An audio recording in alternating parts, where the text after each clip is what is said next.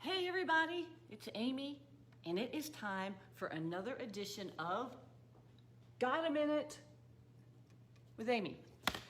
So, we're gonna pick up where we left off last week.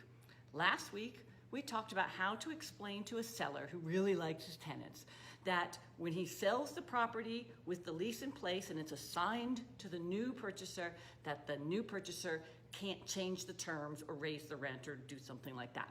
Because we learned that the lease is in place between the tenant and the landlord, and that the sales contract came in afterwards and they're different parties. We have the buyer and that same green person.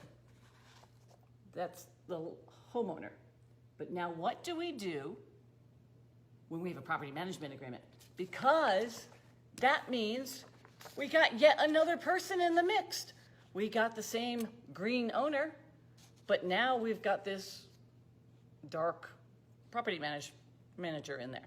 So how do we handle that when we've got yet another person who's not party to our sales contract, whose existing contract of service, management services, is part of our negotiations? So for that, I'm going to turn it over to our resident expert, Michelle. Hey, Michelle, tell us how to do this. Thanks, Amy. A common misconception among investors is that they are stuck with the management agreement that's currently in place. This is untrue, as management agreements are between the management company and the seller only. Management agreements do not transfer to the new buyer. The decision needs to be made fairly early in the process if the buyer would like to sign a new management agreement with the current manager. As if they decide to self-manage or switch management companies, this could trigger a buyout. A buyout is the value that the manager would have been paid on the existing contract.